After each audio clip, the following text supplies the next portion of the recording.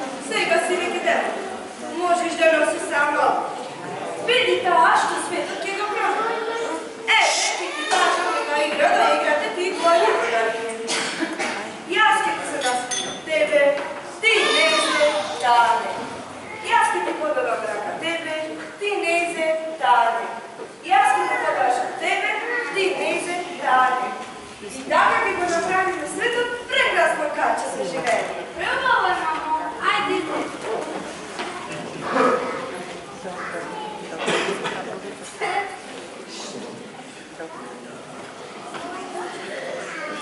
Martin, kako si? Da, mnogo mi je bilo što te vidim. Na istina mi se ne razumno? I ti si mi tako stara. Andreja, zaboravi da se nasmeješ. A što praviš ti tu da? Ajde se nasmej. Ne bude se smiješ, ti samo dušće ne nasmej. Ete tamo. Dobro, mama, odam ja, čao. Čao. Lele. Mama, ne odam, Sigi, zaboravaj počitati za sonce.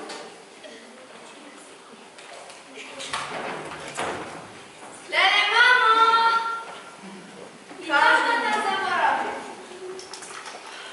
Ah, be devojko, ti izgleda si zaljubena, site simptomi imaš, soberi si gumot. Nemam što da soberam, mama. Ja tek je blizu bili pametna. Ćao! Ćao!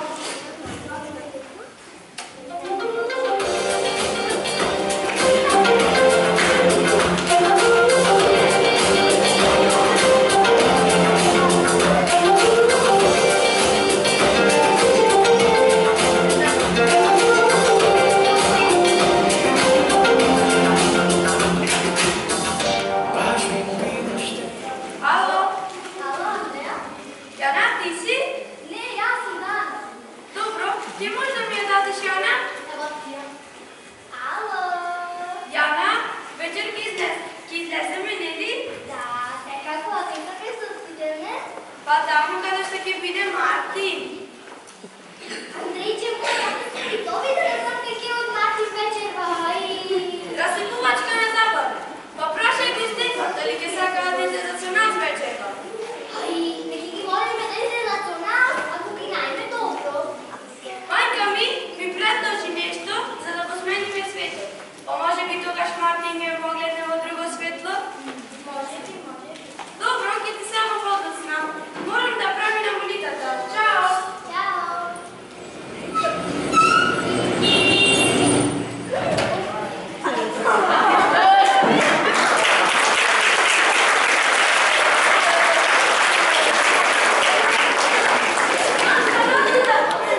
Ми се скинала новите фармерки! Ой, јас сум ти ги скинал фармерките. Види ги тие цели скинати, јас сум ти ги скинал. Гледала се калишто на телефону заесено и вако си учи. Ово не бъде то милките скажеш.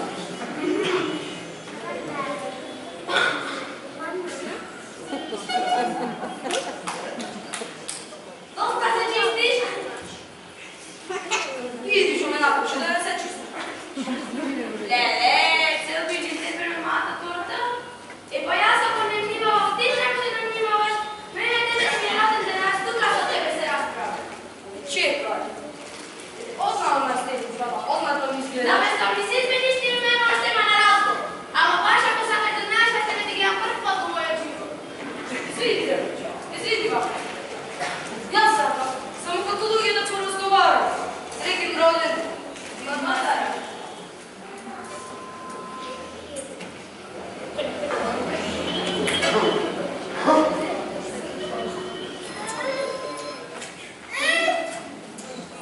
Колко е сладко. Абе, ди тој това, девојчето.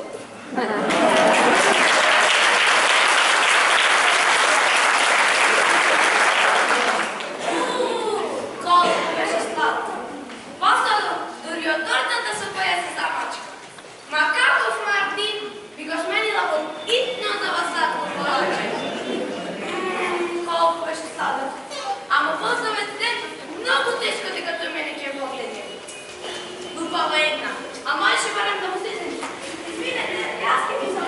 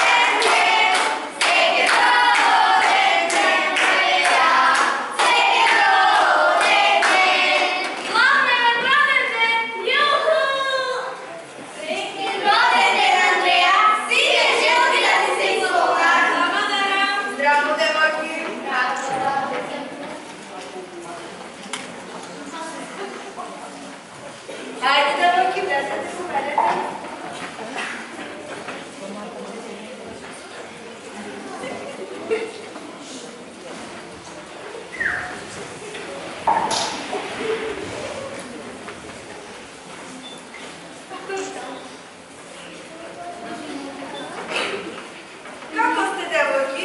Kako naučilište? Zapnala ja učilište to. Aj, kažete, kako mi se simpatite? Кабине да ти кажам, право, ние сме супер, ама симпатите още спият. Tako. Aj, сега да разправам на рано. Вие ке ме познатите? Епа, например, јас. Еден онај мој, ко ми кажа, веќе ја помина границата. Значи, ко секој ден, ти го прашам како има да свети Валентај. Тој не вери, ко Свети Георгија.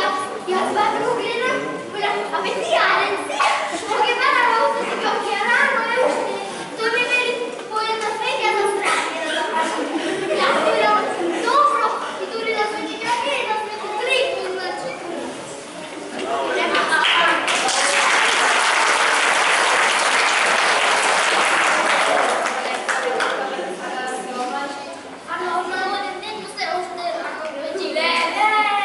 Сега се присетив, што ми се случи со Мартин кога одевме на екскурзија во Виена. Што?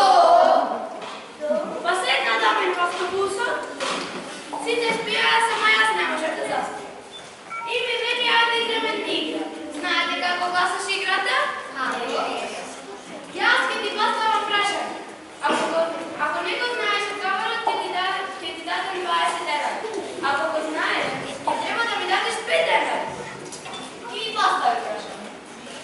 И зошто да се кафеде и чуваат овчињата за денис по кафе.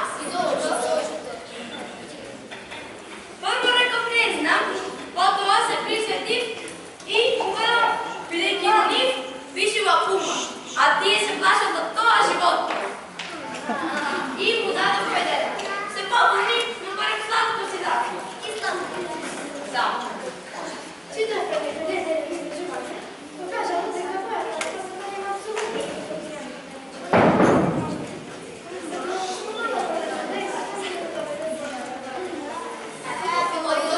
Абе да стајте, да кажи. Па нормално, од тогаш мојата симпатија Мартин го гледам со поинакви очи. А денес се залюби во нешто ми еде тортата.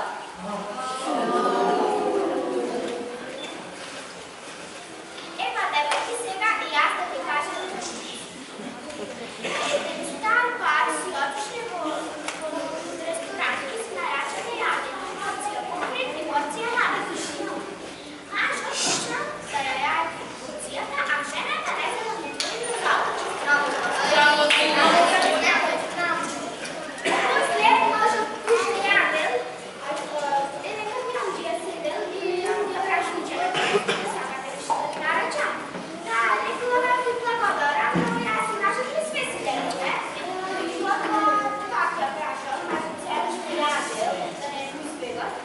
Следуште јадел и камионџијата пак да не прашал. Господи, сакате нешто да ви нарачам? Па рекла, не, јас и нашот ми све си делиме. И потоа, кога мажот ќе ја заврши порцијата, Ќе заврши. Па зашто е срамота?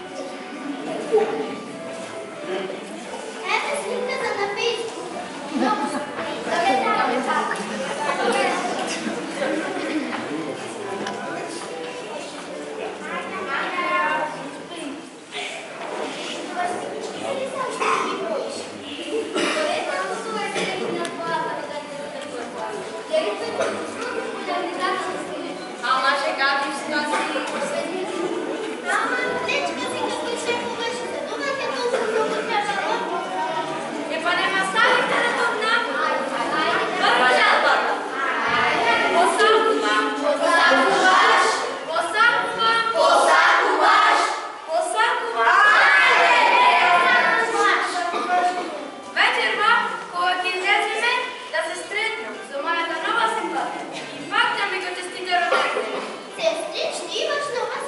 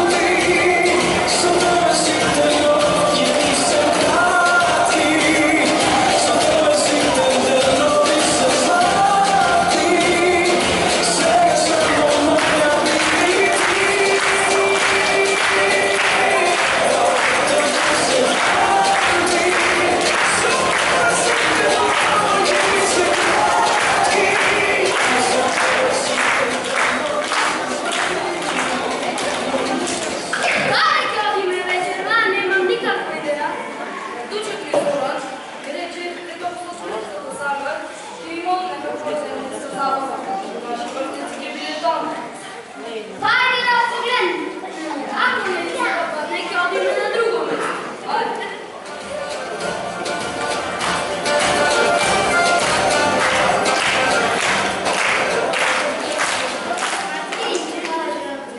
Mislim, da je letno vreme, da je pokažeš Bogom na dve, da je priznaš za Susana, gotovo je, gotovo je. I već je ajde do kraja, idite vidite. Lepo poradom, pa da povijek onako, dobro je da sam.